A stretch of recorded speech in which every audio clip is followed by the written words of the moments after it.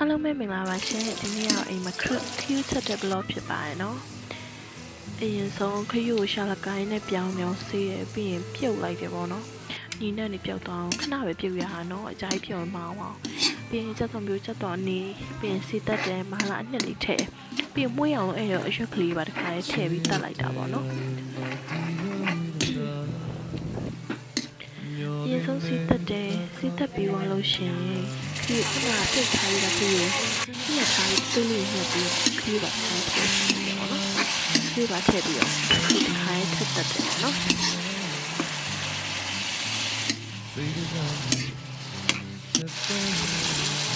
လိုကျအနေနဲ့မွေးပြီးခရူးလေးမွေးလာပြီးတော့ချင်ရောရတာဝင်သွားအချင်းချင်းနဲ့ထည့်ရတဲ့တဲ့ထည့်ဒီခိုင်းလေးရောပြီးတော့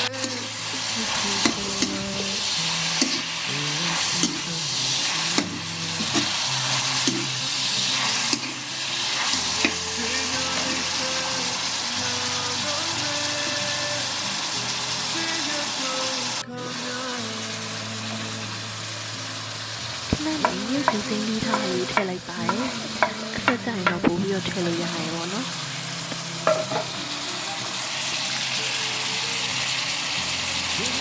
ဒီပြီးစင်းလေးထည့်ပြီးရင်ကျောင်းဝင်တယ်ဒီကကျွန်တော်ဒီလေးနဲ့ထည့်ဒီထည့်ခဏလေးအုပ်ထားရအောင်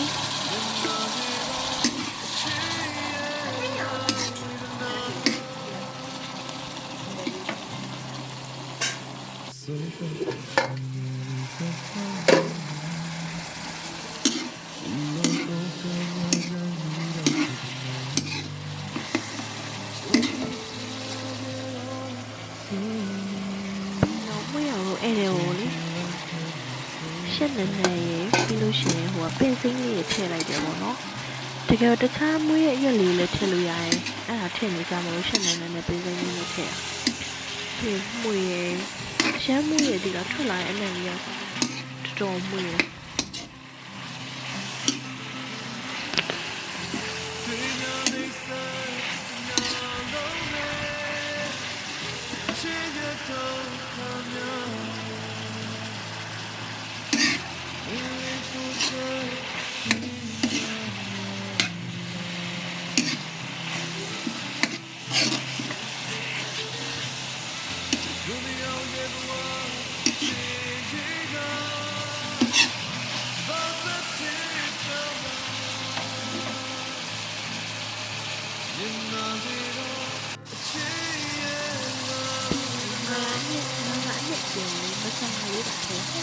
မဆလာမာလာလို့ပြောရတာဒီ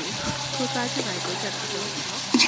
ခရီးအများကြီးလည်းတူအောင်ဖြစ်လာတယ်ဒီကိုကတော့ကိုကြိုက်တာကိုချက်တာဆိုတော့လေဒီပုံစံတိုင်းပဲချက်နေကြဆိုတော့လေရှားပါပြီရှင်